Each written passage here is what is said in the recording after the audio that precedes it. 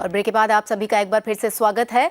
Corona महामारी के बीच देश में बर्ड फ्लू के खतरे ने दस्तक दे दी है। राजस्थान, मध्य प्रदेश, हिमाचल प्रदेश, केरल में अगर बात करें तो हजारों पक्षियों की बर्ड फ्लू से मौत हो गई है। बर्ड फ्लू के खतरे को देखते हुए कई राज्यों ने पोल्ट्री प्रोडक्ट्स की बिक्री और उसके ट्रांसपोर्ट पर प्रतिबंध लगा दिया है, जिसके चलते पोल्ट्री सेल भी खासी प्रभावित हो रही है। वहीं मध्य प्रदेश के नीमच और इंदौर में बर्ड फ्लू फैलने के बाद सरकार ने यहां 1 हफ्ते तक पोल्ट्री शॉप्स को बंद करने का आदेश दे दिया है।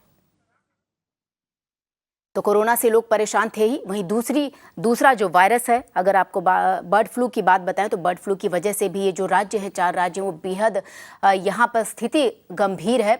बर्ड फ्लू को लेकर हजारों पक्षियों की मौत हो चुकी है इस वायरस की वजह से, और ये जो स्थिति है ये बेहद चिंताजनक है। और जो राज्य सरकारें हैं इसे लेकर अब जागरूक हो गई हैं और सचेत भी हो गई हैं, क्योंकि एक वायरस से पूरा देश परेशान है। बर्ड फ्लू की वजह से जितने भी राज्य हैं, हमने आपको बताया राजस्थान हो गया, केरल हो गया, इन सब जगहों पर बर्ड फ्लू को लेकर जो राज्य की सरकारें हैं वो अब पूरी तरीके से एहतियात बरत रही हैं। कई जगह ट्रांसपोर्टेशन पर रोक लगा दी गई है ताकि जो ये प्रोडक्ट्स हैं इनकी बिक्री ना हो सके, इन्हें एक जगह से दूसरी जगह ना ले जाया जा सके, ताकि वायरस फैलने का जो खतरा है वो बढ़ जाए।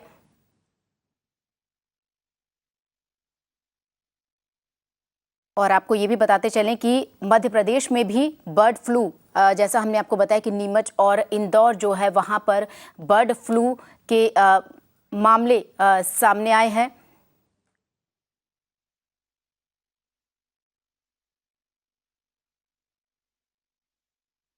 और आपको ये भी बता दें कि ये इकलौते राज्य नहीं है। बर्ड फ्लू के बढ़ रहे खतरे को देखते हुए जम्मू कश्मीर प्रशासन ने भी 14 जनवरी तक चिकन की बिक्री और जिंदा पक्षियों के इंपोर्ट पर प्रतिबंध लगा दिया है।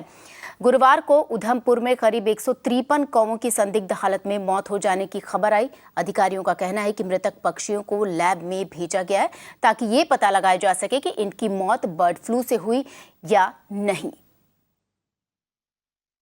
Death of 1,800 migratory birds in Pongdang Sanctuary and adjoining areas in Himachal Pradesh has put Garana wetland here in border belt of Jammu also on high alert. You can see here wildlife officials monitoring movement of the birds since morning.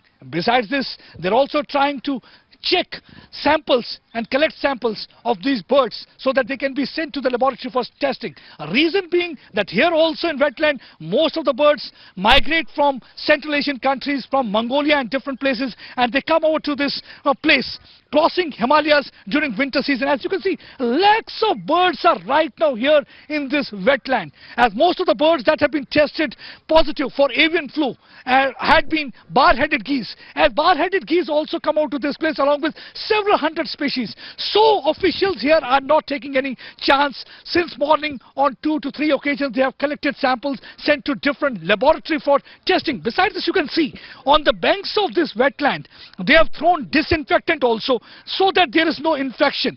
And besides this, they are also trying to generate awareness among people.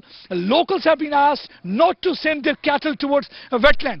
That means they want that there should be proper social distancing. This is in fact a tourist delight. Often during winter season we see that large number of tourists throng this place. This time whosoever is coming, they are not allowed to come beyond this fence, beyond this area. Nobody is allowed to move towards this wetland. So they are trying to maintain social distancing. They are trying to generate awareness among people. They are trying to collect sample also, that they are not taking any chance. In short, we can say all these wildlife officials are on tenterhook. They are working in tandem along with the veterinary officials, along with the properly dressed. They come over, they monitor this moment. As you can see with the binoculars, all these people are monitoring the moment in case they find that any of the bird is dead, so that immediately they can report this matter to the higher ups. So that's why they are holding this binocular and trying to check the movement of the birds. That's very important, because we have seen that in different parts of India, many birds, including crows, that they have died under mysterious circumstances. Let's speak to the senior official here and find out what measures are being taken.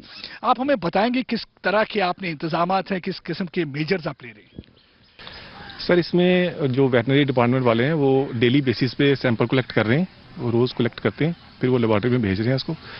तो proper इसके ऊपर check रखा जा रहा है। दूसरी बात यह है कि हम लोग बड़े विजिलेंट हैं यहाँ पे, हम पूरी इनकी सुबह से लेकर शाम तक पूरी इनकी देख रेख करते हैं, पूरा ऑब्जर्व कर रहे हैं कि कोई बर्ड हमें ऐसा जो है अगर कोई दिखे तो हम उसको इमीडिएटली रिपोर्ट करें। और देश में बढ़ रहे बर्ड फ्लू के खतरे के कारण कई राज्यों में पोल्ट्री सेल को नुकसान झेलना पड़ रहा है। केरल ने 10 दिनों तक पोल्ट्री प्रोडक्ट्स की बिक्री पर रोक लगा दी है, तो वहीं मध्य प्रदेश सरकार ने इंदौर, नीमच और आगर जिलों में चिकन बेचने पर रोक लगा दिया है। इसके साथ ही राज्य सरकार ने देश के दक्षिणी राज्यों से 10 दिनों तक चिकन ट्रेड पर भी प्रतिबंध लगा दिया है। वहीं हरियाणा और राजस्थान ने अभी तक पोल्ट्री सेल पर पाबंदी लगाने का ऐलान नहीं किया है।